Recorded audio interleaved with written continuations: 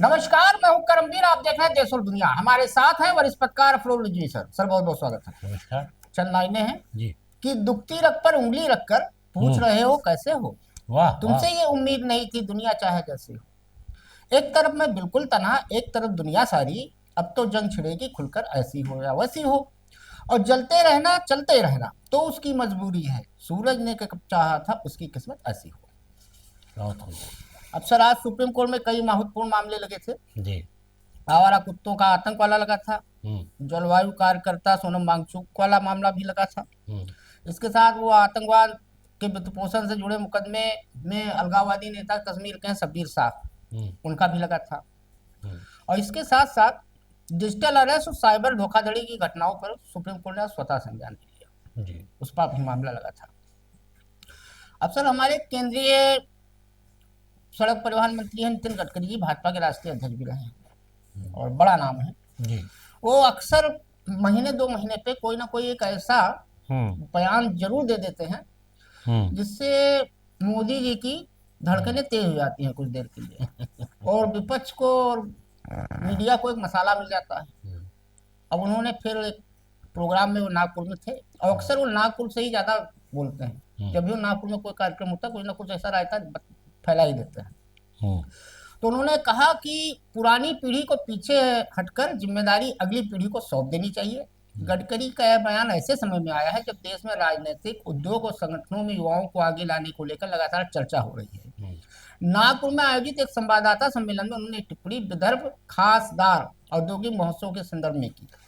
क्या कहेंगे सर? देखिए, हमारे नितिन गडकरी जी हमेशा कोई ना कोई ऐसा बयान देते हैं जिसमें उनकी सकारात्मक सोच का पता चलता है। कभी उन्होंने पार्टी के खिलाफ या कोई लाइन से हट के पार्टी के कोई बात कही नहीं। जब भी कहा कुछ अच्छा कहा। और इस बार भी उन्होंने ये बात कही है कि अगर युवा पीढ़ी आगे आएगी तो पार्टी को और गति मिलेगी। नहीं सर, इसमें एक पॉइंट है। हम्म। हर महीन आदमी जो होता है हम्म। वो बहुत तरीके से काम लगाता है, और नितिन गडकरी जी काम इसे लगाते हैं। जो भी महीन होगा, नहीं ये उसकी देखिए, ह्यूमन साइकोलॉजी है। नहीं वो वो काम इसे ही लगाता नहीं, है। काम लगाने के साथ साथ वो मौजूदा स्थिति का समीक्षा भी करता है कि सारे बूढ़े बैठे हैं। हम्म, सही बात है। सारे सब एक से एक एज वाले बैठे हैं। अब हम्म। बता दीजिए कितने जवान हैं इसमें। अब एक राष्ट्रीय अब अध्यक्ष बता ही है, दीजिए कितने जवान। अब ये जो राष्ट्रीय अध्यक्ष चुने जाने वाले हैं, नितिन ये नवीन। नितिन नवीन जी, हम्म। इनकी बात को लेके कहा जा रहा है कि ये थोड़ा सा जो है यंग हम्म। है हम्म। और इनमें ऊर्जा ज्यादा है, वो हम्म। करेंगे। तो बहरहाल वो जो बात आप इशारा दे रहे हैं वो मैं समझ रहा हूँ। हम्म। मैं भी वही कह रहा हूँ कि बड़ी सकारात्मक तरीके से उस बात को रखते हैं हम्म। कि जब वो हुआ था कि नेतृत्व परिवर्तन भी होना चाहिए, होते हम्म। रहना चाहिए, वो भी हम्म। बोलते रहे हैं। वो अक्सर देते हैं तो ऐसे अक्सर बयान। देते हैं, तो ठीक बात है। कम से कम भाजपा में कोई ऐसा लीडर तो है जो इस तरह की बोलने की साहस रखता है। रीढ़ की हड्डी है जिसमें। हाँ। अब सर, भारत के पूर्व मुख्य न्यायाधीश डीवाई चंद्रचूड़ साहब हम्म। रिटायर हो गए। हम्म। उसके बाद खूब उनकी थूका फजीती हुई कई मामलों को लेके। हम्म। चाहे राम जन्मभूमि का मामला रहा हो, चाहे वो बनारस में ज्ञान वापी के सर्वे का रहा हो। हम्म। कई मामले, उमर खालिद का तो उन्होंने कभी नंबर ही नहीं आने दिया उसके केस का। हम्म। अब हुआ क्या कि वो कहावत कही जाती है हमारे यहाँ कि 100 चूहे खा के बिल्ली हज को चली। हम्म। तो कल एक जयपुर में एक प्रोग्राम था, लिटरेचर का हम्म। फेस्टिवल था। हम्म। तो उसमें वो गए हुए थे। जी। तो उन्होंने कहा, हम्म। उन्होंने एक्टिविस्ट उमर खालिद की जमानत खारिज होने को लेकर बड़ा बयान दिया। उन्होंने कहा कि दोष सिद्ध होने से पहले हर किसी को जमानत का अधिकार है। उन्होंने आगे ये भी कहा कि कोई भी व्यक्ति तब तक दोषी नहीं होता जब तक उसका दोष सिद्ध ना हो जाए। लेकिन इसमें एक लाइन और उन्होंने जोड़ी जो ट्विस्ट है। उन्होंने ये भी स्पष्ट किया कि राष्ट्रीय सुरक्षा से जुड़े मामलों में अदालत का कर्तव्य है कि वह जमानत देने से पहले मामले की गहनता से जांच करे। मतलब साहब, ऊपर बहुत बढ़िया कहा, लेकिन जो ये एक लाइन कह गए वो, ये अदालत का कर्तव्य है कि जमानत देने से पहले मामले की गहनता से जांच करे, यहीं पे वो फंसा दिया उन्होंने। क्या नहीं नहीं कहेंगे? नहीं, तो चंचूड़ साहब भी तो थे अभी तक। हम्म।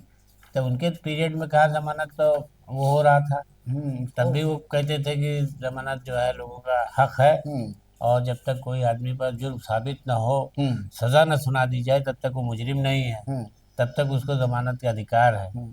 और जो बातें उन्होंने ये कही, देखिए उन्होंने ऐसा मामला मस्जिद के बारे में भी कहा था कि मस्जिद खुदाई को लेकर के उनका देश में यथास्थिति बनी रहे, ये हम्म। कानून तो है। हम्म। लेकिन ये भी हो सकता है कि कोई ये जानना चाहे कि मस्जिद किसने बनवाई, हम्म। क्या बनवाई, तो उसमें कोई हर्ज नहीं है। हम्म। वो सर्वे किया जा सकता है, पता किया जा सकता है, तो वो खुदाई शुरू हो गई। वर्षिप एक्ट वाला। तो इन्होंने भी, उमर खालिद ये तो बड़े अच्छा अच्छा बयान देते देते एक लाइन ये बोल दे कि अगर वो बस राष्ट्र हित में नहीं है, मतलब राजद्रोह का मामला बनता है, इसका तो मतलब राजद्रोह की धारा तो आपने लगाई है ना। इसका मतलब ये हुआ घर बहुत बढ़िया बनाया गया, हाँ। टनाटन, हम्म, लेकिन जब उसकी पेंटिंग करने की बारी आई तो हम्म, उस पर गोबर लिप दिया गया। और एक चीज और कहा डीवाई चंद्रचूड़ साहब ने कि रिटायरमेंट के तुरंत बाद कोई पद नहीं लेना चाहिए। उन्होंने कहा मुझे ऑफर आया था मानवाधिकार आयोग का चेयरमैन बनने का, हम्म, मैंने नहीं लिया।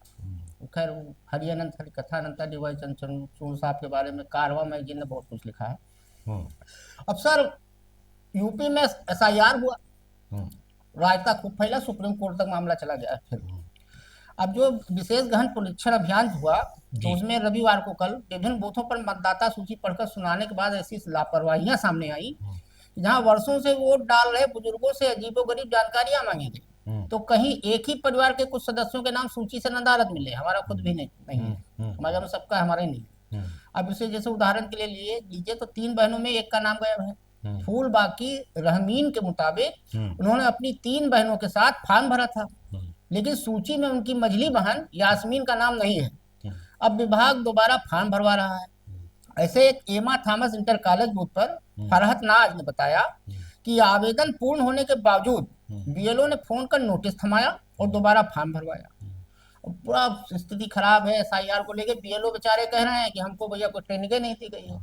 नवदीप रनवा साहब हमारे हैं मुख्य निर्वाचन अधिकारी, वो माल रोज प्रेस विज्ञप्ति जारी करते हैं, ये तीर मारा, वो तीर मारा, धोती को फाड़ के रुमाल कर दिया, लेकिन एक प्रेस कॉन्फ्रेंस करने की हिम्मत नहीं कर पा रहा कि 4 अदद सवाल पत्रकारों के उनका वो जवाब दे दें कि क्या क्या दिक्कतें आ रही हैं, क्या कहेंगे सर। और यही स्थिति पूरे प्रदेश की है, कानपुर अब की, बरेली की, देखिए, हर आप जगह। ये कह रहे हैं, इसके तो शिकार मैं भी हुआ हूँ। हम्म, मेरा ट्रांसफ़र मकान का हम्म, हो गया, हम्म, और मैंने एसआईआर में भरा था, हम्म। तो लिस्ट में नाम आया, तो उसमें नवदीप निरवा साहब की प्रेस कॉन्फ्रेंस से जरिए बयान ये आया सामने कि फार्म प्रेस नंबर 8, कॉन्फ्रेंस कहाँ करते हैं, प्रेस विज्ञप्ति। प्रेस विज्ञप्ति के जरिए हाँ। ये बात आई सामने कि हम्म, फार्म नंबर 8 भर के अपना एड्रेस चेंज कर लिया। हमें एक मिनट सर, आप। हाँ। हमको लग रहा है जो नवदीप रनवा साहब मोदी से बहुत प्रभावित है, मोदी जी भी प्रेस कॉन्फ्रेंस नहीं करते हैं हाँ।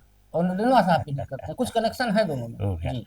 तो अब ये नहीं समझ में आ रहा है कि जिस जगह पर मैं रह रहा था वहाँ का भी लोग कहता है कि साहब हमको कोई जानकारी नहीं हम्म, है, हम्म, हमें ट्रेनिंग नहीं दी गई है, हमें कुछ नहीं मालूम है कि हम्म, हम कैसे आपका क्या काम करें, हम्म, हमें कुछ नहीं पता है। हम्म। जब आपको हमने तो कहा कागज थमा दिया गया हाँ है फार्म 8 फ्रॉड। आप भर रहे हैं तो हम आपका नाम काट दें क्या, हमसे कह रही नाम काट दें क्या, तो हम्म, हमने कहा भाई नाम क्यों काट दीजिएगा, तो हम्म, ट्रांसफर का मामला है ना, हम्म, इसको आप ट्रांसफर में ट्रीट करिए, शिफ्ट कर में हम्म, ट्रीट करिए। और जिस जगह जाना है कि वहाँ के बीएलओ से मैं मिला तो वो भी इसी तरीके के बेचारे बात कर रहे हैं कि हम्म, साहब वो आएगा तो देखेंगे। हम्म। अब हम बीच में पेंडुलम की तरह पेंडुलम घूमिए बन के घूम रहे हैं कि भाई शंकु। होगा कैसे, क्या होगा। हम्म, तो जब मेरे साथ ये हो रहा है हम्म, तो आम आदमी जो बेचारा कि ज़्यादा पढ़ा लिखा है, वो जानकार नहीं है, उसको तो जो भी बीएलओ समझा दे रहे हो। बीएलओ के साथ सबसे बड़ी दिक्कत ये है कि हम्म, उनका साफ साफ ये कहना है हम्म, बिना ट्रेनिंग के काम कराया जा रहा है, हम्म। और हम उस विभाग के नहीं हैं। सही बात हम है। शिक्षा विभाग के हैं, हमसे आप का काम आयोग का ले रहे हैं, हम्म, आयोग के लोगों को लगाए होते हैं, आप तो वो जानते हैं तो वहाँ का आयोग के काम। पास कहाँ लोग हैं? तो नहीं है तो उनको अपना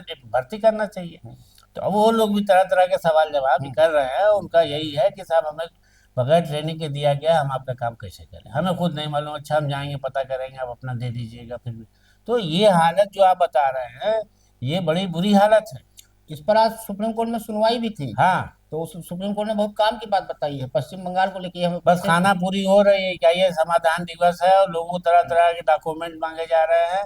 आपने ऑनलाइन भर दिया हम्म, तो भी कह रहे हैं कि इसकी कॉपी के साथ सारे डॉक्यूमेंट हाँ, लेके आओ। शॉर्ट के साथ अरे हार्ड भाई कॉपी जब भी। आपने ऑनलाइन कर दिया है हम्म, और वो चला गजट हो गया, उसमें हम्म, चला गया, रिकॉर्ड हो गया हम्म, आयोग के अंदर, तो अब ये लोग कह रहे हैं हमारे पास भी रिकॉर्ड होना चाहिए। हम्म, तो जब आपके पास हम ऑनलाइन न गए होते, हम्म। ऑफलाइन आए होते, तो हम आपको देते, तो आप ऑनलाइन भरते उसी हाँ, को। अब आज सुप्रीम कोर्ट ने इस पर बहुत बढ़िया आदेश भी दिया है हम्म, कि अगर आपका नाम वोटर लिस्ट से काट दिया गया है हम्म, तो उसकी एक अलग से लिस्ट आएगी।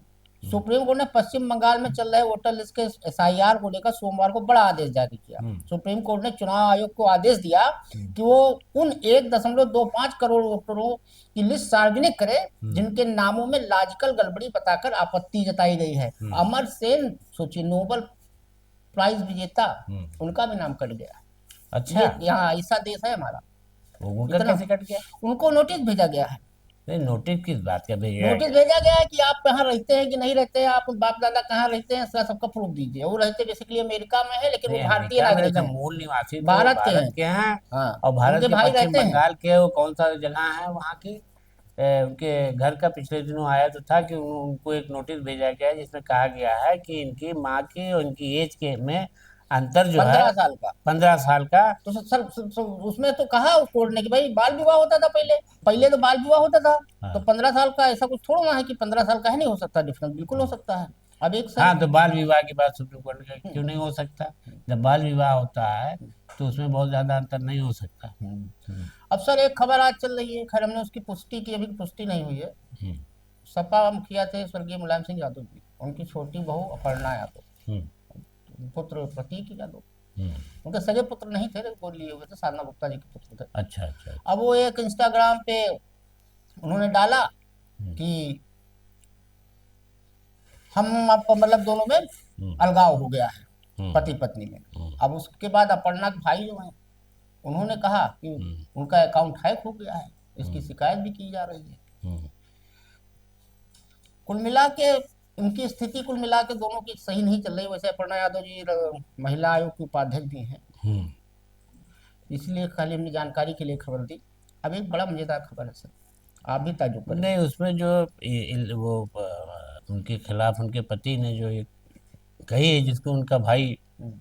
यानी उनका साला मना कर रहा है कि नहीं हाँ, वो नहीं, उन्हीं के साथ ही रहता है अकाउंट एक्चुअली। हैक हो गया है, हम्म। गलत है ये। हम्म। तो उसमें कही गई है कि ये अब इनको सिर्फ अपने मतलब उससे मतलब है, अपनी हम्म। शोहरत से, अपने हम्म। प्रचार से, अपने काम से। हम्म। और ये ज़्यादा हमें रुचि नहीं लेती, मतलब पति के तौर पर हमारा कोई नहीं, महत्व उनके नहीं। कर्म भी ऐसे हैं कि उन पर रुचि नहीं लेनी चाहिए, क्योंकि मैं अच्छा, व्यक्तिगत रूप से उन्हें जानता हूँ। अच्छा। अभी पिछले दिनों गौतमपल्ली थाने गए थे, पुलिस वालों ने डांट के भगा दिया था। अच्छा, हाँ, अच्छा। उनके कर्म ऐसे हैं। तो अब सर एक बड़ी मजेदार खबर है, हम्म। बड़ा हैरान करने वाली है। हम्म। इंदौर में हम्म। एक भिक्षुक मुक्त आंदोलन अभियान चलाया गया। हम्म। तो भाई एक मिले मांगी लाल। हम्म। अब उनके पास एक लग्जरी कार, हम्म। 3 ऑटो रिक्शा, 3 मंजिला घर, और वो सूद पे पैसा भी चलाते हैं अच्छा, सराफा बाजार में। हाँ, साहूकार है सर। साहूकार भी है और भीख भी मांगते हैं। क्या कहेंगे सर। नहीं, और नहीं, औसतन इनका प्रतिदिन की जो इनकम है। ये तो देखिए, ये एक मांगी लाल है, हजारों हैं।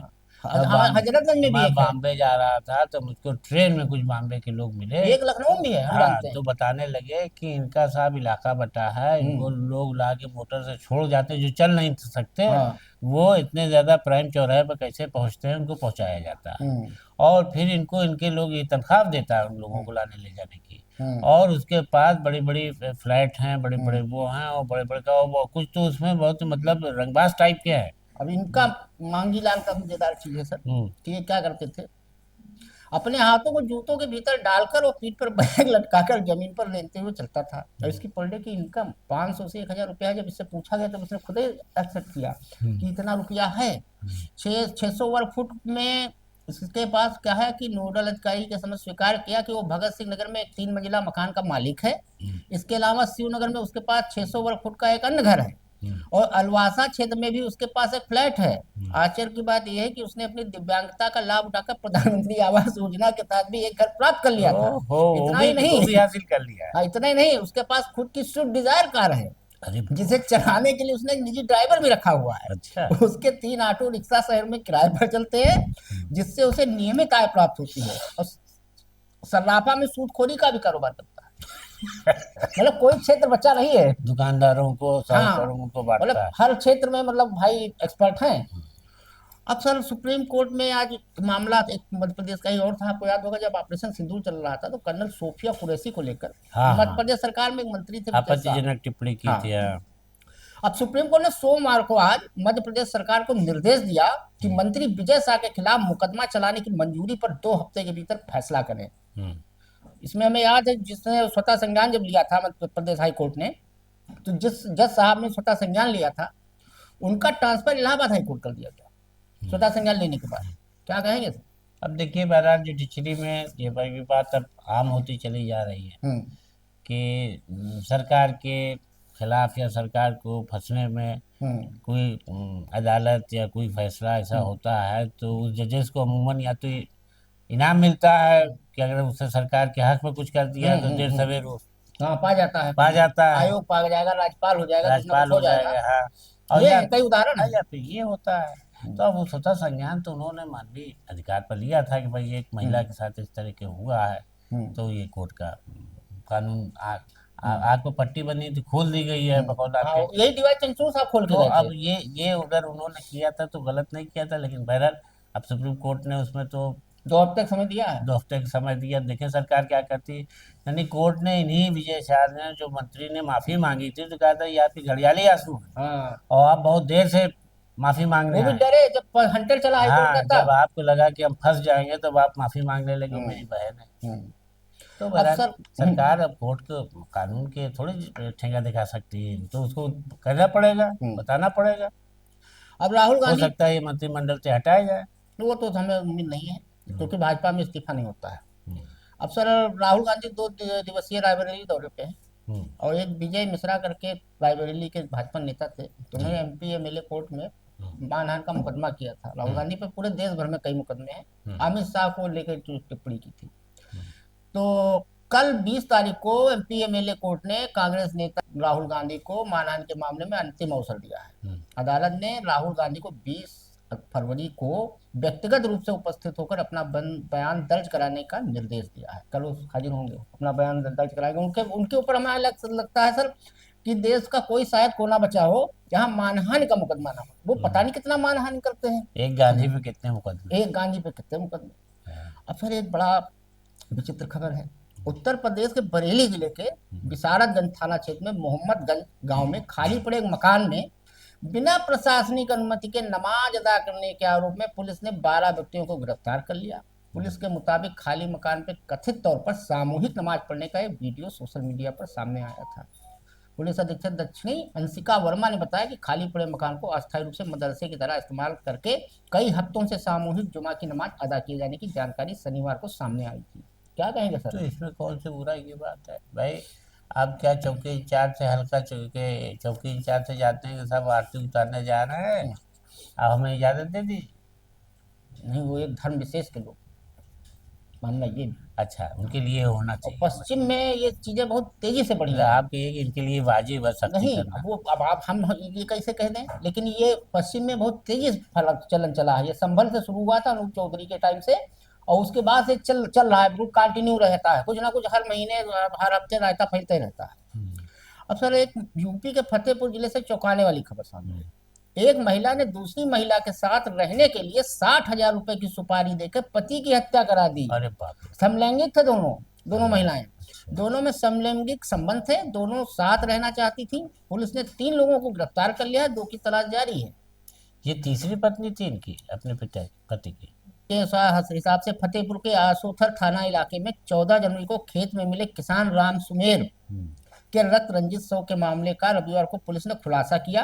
हत्याकांड को अंजाम देने के लिए उसकी पत्नी ने हम्म, अपनी महिला प्रेमी के साथ मिलकर ई रिक्शा चालक को 60,000 रुपए की सुपारी दी थी। ये दो। मालती नाम की महिला है, जी। जो तीसरी पत्नी थी इसकी, जो मरा है, हाँ। जिसकी हत्या हुई है, हाँ। राम सुमेर की। हाँ। ये इसके एक 9 साल के बच्चे के साथ हाँ। गांव में रहती थी। अच्छा। और इसका जो है रेनू नाम की एक लड़की से, 1.5 साल से था मामला। हाँ, तो उससे उसके जो है वो दोस्ती हुई। दोस्ती फिर वो, अब जो आपने बताया कि हम्म। फैमिली हम्म। संबंध हो गए। हम्म। अब उसकी क्या सच्चाई है क्या नहीं है, हम्म। तो बहरहाल की अब जो खबर है, जो पुलिस बता रही है, उसमें यही बता रही है कि हम्म। दोनों में फैमिली संबंध था और हम्म। उस वजह से वो चाहती थी। और उसका पति भी, जो बच्चा बताया जा रहा है इसमें, कि पहले उसने पति ने उसके साथ सख्ती की थी, हम्म। डांटा था, घर से भी निकाल दिया था। जो उसने देखा हम्म। कि ये हो रहा है तो अलग रह के उससे मिलती रही। हम्म। और बाद में उसने मिल करके इनके 2 लोगों को उसने, जो इनके इसके महिला के जानने वाले थे, खर्चा पानी भी देती थी उनको, तो वो जानने वाले थे, वो एक प्लाट भी देने को कहा था। हम्म। तो कहा था कि तुम अगर इसको रास्ते से हटा दोगे 60,000। तो हाँ, तुम्हें 60,000 रुपया देंगे। 60,000 में काम पूरा। हाँ, तो वो बड़ा सस्ता हो गया जान हाँ, की कीमत। वो शायद बैटरी रिक्शा चलाता था जिसने हत्या की है। जी। तो बहरहाल उसकी हत्या करा दी। जब पुलिस ने सख्ती की तो सब हाँ, तो सामने खुलासा आ किया गया। पुलिस ने। तो चलते चलते 2 लाइनें हैं। हम्म, कुछ इस तरह तेरे मेरे रिश्ते ने आखिरी सांस ली। कुछ इस तरह तेरे मेरे रिश्ते ने आखिरी सांस ली। ना उसने पलट कर देखा, न मैंने आवाज दी। तो आज के लिए इतना ही, धन्यवाद।